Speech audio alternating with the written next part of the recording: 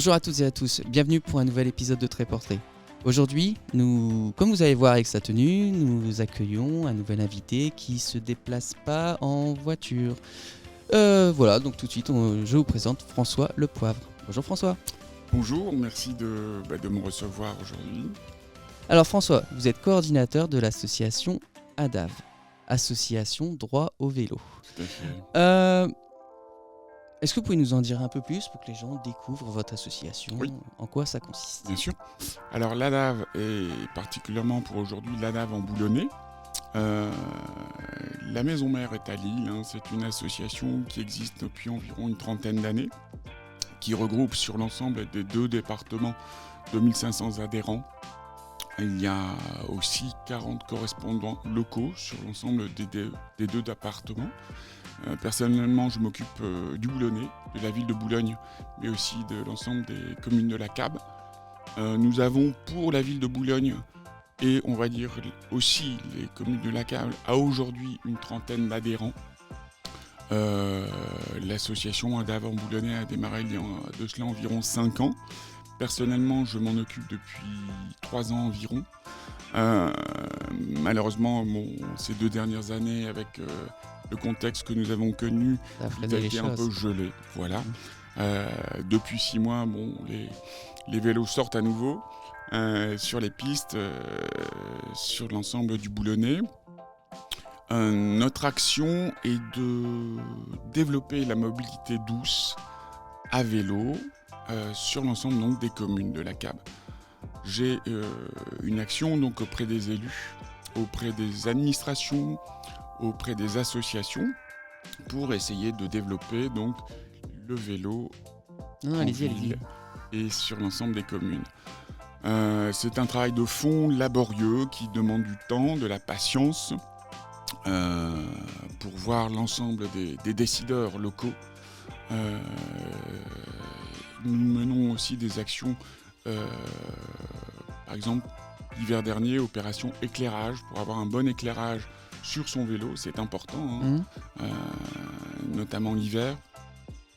On mène différentes actions donc, en coordination, bien souvent aussi avec Cycléco et Rivage Propre. Avec 2 associations locales. Voilà, 2 associations locales avec lesquelles nous travaillons très régulièrement. Voilà. On parle beaucoup de neutralité carbone, la question environnementale revient beaucoup actuellement, à juste titre. Donc l'association s'implique dans toutes ces questions-là de par son action. Oui, tout à fait. La philosophie un peu aussi de notre association, elle est environnementale effectivement. On s'aperçoit depuis 20 à 30 ans, tout simplement, et tout le monde le sait aujourd'hui, on en parle dans les quotidiens, la presse et autres, ou sur les réseaux sociaux, du changement climatique qui est en train de se bouleverser, et il y aura une évolution assez complexe, entre guillemets malheureusement, d'ici quelques dizaines d'années. L'important pour nous aussi, effectivement, c'est de sensibiliser les gens à essayer, dans la mesure du possible, de se rendre au travail à vélo. Si on a 2 km à faire, on s'aperçoit dans les grandes villes, dans les grandes métropoles, que le développement du vélo se fait de façon de plus en plus croissante. Il y a une politique qui est menée ici au niveau de la CAB, importante depuis quelques années, pour l'aménagement des pistes cyclables, pour les zones de stationnement vélo. Tout ne se fait pas du jour au lendemain, c'est un travail de fond, je le répète, important. Mais il est évident que notre philosophie aussi, c'est d'essayer d'avoir une terre un peu plus propre.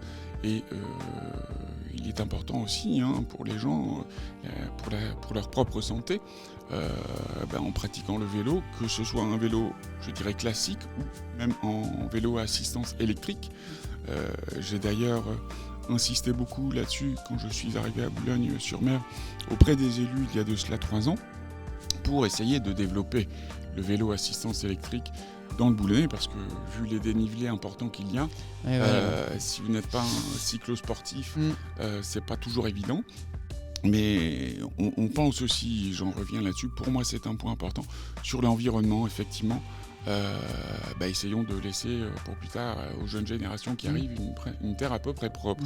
Quelque part, c'est vrai qu'en y réfléchissant, il y a une culture très forte dans certains pays, dans certaines sociétés où le vélo prend une place essentielle. Oui, tout à fait. Centrale. Bon, les pays du nord de l'Europe, comme le Danemark, la Hollande, la Belgique, ont développé déjà dans les années 70-80 la mobilité douce, parce qu'il faut remonter historiquement au premier choc pétrolier.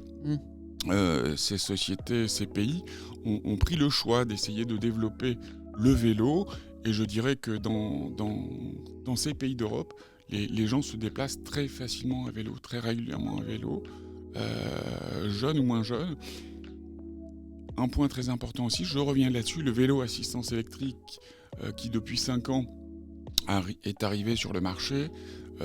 Je traîne mes guêtres très souvent dans les magasins, les vendeurs de vélos, tous, et notamment depuis les premiers confinements, à plus 30-40% de ventes au niveau des vélos, que ce soit en vélo assistance électrique ou vélo classique.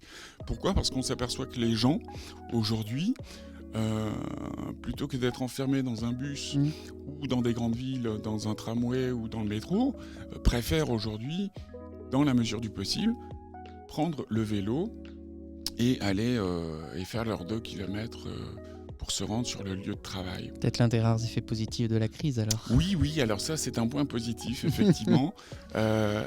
Et puis il y a le côté convivial aussi dans le vélo, que vous soyez ouvrier ou chef d'entreprise aujourd'hui, et je le vois notamment aussi lors de réunions de vélocistes, il n'y a pas de barrière sociale avec le vélo. C'est-à-dire que tout le monde est égal, entre guillemets. Ça, je trouve que c'est un bon état d'esprit, une bonne philosophie. Ça réunit les gens. Ça réunit les gens, exactement. Je pense qu'on en a de plus en plus besoin. C'est ça. Alors, déjà, vous avez parlé au début de quelque chose d'intéressant lié à vos rencontres avec les élus. Oui. Quelque part, vous êtes des facilitateurs pour permettre à ceux qui souhaitent faire du vélo, parce qu'il y a toujours l'inquiétude aussi de circuler sur les routes. Oui. Donc vous êtes un rôle qui permet aux gens, vous avez un rôle pour permettre aux gens de faire du vélo sereinement. Tout à fait. Alors ça, c'est un point important. Je dirais que c'est la base d'ailleurs pour essayer de développer le vélo, que ce soit dans le Boulonnais ou sur l'ensemble des territoires. Il est évident que si les gens peuvent rouler et se sentent en sécurité sur des pistes cyclables bien aménagées, bien étudiées surtout au départ, ça c'est un point important. Et on mène un travail très régulier avec la CAB, les services techniques de la CAB, la communauté d'agglomération du Boulonnais. La communauté d'agglomération du Boulonnais, tout à fait, avec la mairie de Boulogne, avec les mairies de Outreau et les autres communes pour l'ensemble de la CAB. Auprès des techniciens, on étudie avec eux déjà les projets, voire même avant-projets des réalisations futures. On insère, vous insérez directement. Complètement. Les gens nous consultent. En fin de compte, nous avons un peu un rôle aussi. Bon là, c'est une personne qui s'appelle Michel Anceau, qui est le directeur de la DAV, qui est basé sur l'île. C'est un monsieur qui exerce ce métier depuis 30 ans. Donc c'est vraiment un technicien de l'aménagement des pistes et des zones de stationnement, et qui vient régulièrement ici sur la CAB pour effectuer ce travail d'approche technique de ces pistes et pour le développement du vélo. C'est intéressant, c'est-à-dire que c'est inséré directement dans les projets maintenant, c'est-à-dire que ça c'est vraiment, on ne fait pas du rattaque-maintien comme on dit. Non, et puis je pense que les élus, les décideurs, en fin de compte, sont sensibles aussi, quelle que soit l'étiquette politique, au développement des mobilités douces, qu'elles soient à vélo ou même piétonnes, parce qu'aujourd'hui, on s'aperçoit d'un engorgement de plus en plus important à travers la voiture, qui a quand même une place depuis des dizaines et des dizaines d'années sur le territoire. Donc, il est évident que pour l'avenir, il faut développer ces mobilités douces. Et puis, c'est excellent pour la santé aussi. C'est ça, c'est double effet, quoi. C'est double effet, complètement. On a parlé du côté bénéfice au vélo. Oui. Alors, on parle aussi beaucoup de personnes qui circulent en voiture Tout à Il se fait. parle qu'il y a des soucis avec les cyclistes. Alors peut-être qu'on a déjà ciblé une question vis-à-vis des aménagements, mais vous avez un rôle aussi, que vous assurez une sensibilisation. Oui, on a un rôle préventif aussi. On a parlé dans un premier temps effectivement de ces aménagements de pistes et du travail technique qu'on peut effectuer auprès des services techniques des communes, mais on a un rôle aussi préventif, c'est-à-dire qu'on va dans les écoles aussi, voir des jeunes enfants pour leur apprendre la bonne conduite du vélo et se sentir en sécurité. On a un rôle aussi d'intervention pour prévenir, comme je disais un petit peu tout à l'heure, sur le bon éclairage en période hivernale et automnale. Ça, c'est important.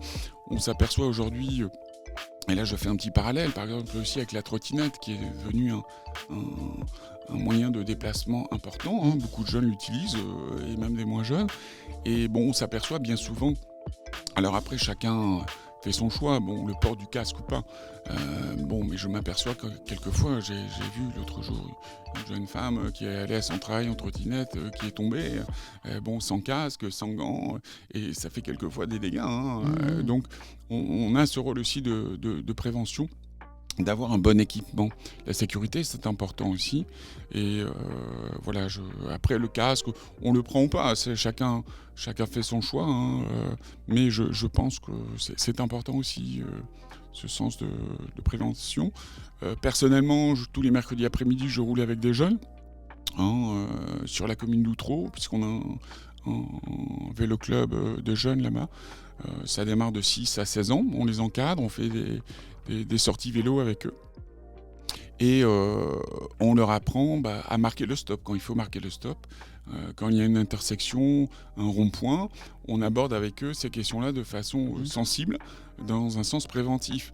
Parce qu'il est évident qu'on doit respecter le code de la route aussi, le plus possible, dans un sens bienveillant, pour la sécurité des cyclistes et éviter quelquefois des incidents avec les automobilistes. Après, si vous voulez, je pense que dans le Boulonnais, le vélo commence à s'insérer de plus en plus régulièrement. On le voit à travers les médias, on le voit à travers la presse. Le nombre d'adhérents qui monte aussi auprès de notre association. Mais je pense qu'il faut de toute façon continuer tout ce travail de fond important de sensibilisation et de prévention. Ok. Alors, merci pour tous ces renseignements, Oui. c'est très intéressant.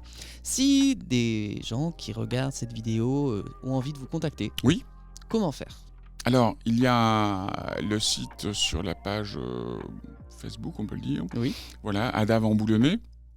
Il y a le site sur Internet aussi, Adav. Et personnellement, on peut me contacter. Moi, donc je me nomme François Le Poivre, comme vous l'avez dit en me présentant. J'ai vu que les informations sont sur le site. Oui, sur le site fait. Adav, sur Internet, on trouve des informations. Exactement, voilà. Donc, voilà. Tout à fait. Bon, super. Voilà. Merci beaucoup. C'est moi qui Et vous nous, remercie. on va passer très rapidement aux questions très portraits. Ok.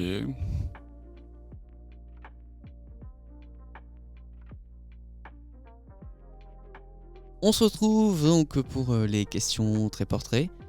Donc pour toutes les personnes qui ne connaissent pas, c'est sucré-salé en gros. C'est deux petites questions et vous allez devoir choisir ce qui vous ressemble le plus. Ok. Alors là on va rester dans la thématique. Vélo de course ou VTT ? Vélo de course. Vélo de course.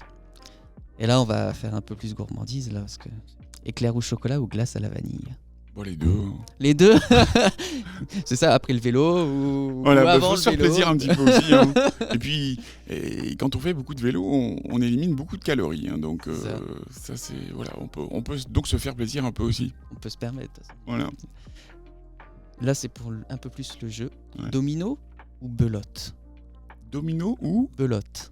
belote. Bah, je dirais belote. Belote. Ouais, je vois que ça revient un peu pas mal la belote. Ça, je me suis dit, je vais poser la question. Ouais. Bien, merci beaucoup, François. Pour c'est moi qui vous remercie. C'était très sympathique et agréable de participer ce matin à cette émission avec vous. Merci Voilà. beaucoup. Merci à Hubert, merci à Camille qui sont derrière les écrans, derrière les caméras. Et je vous dis à bientôt pour un nouveau Très Portrait. Au revoir. Au revoir.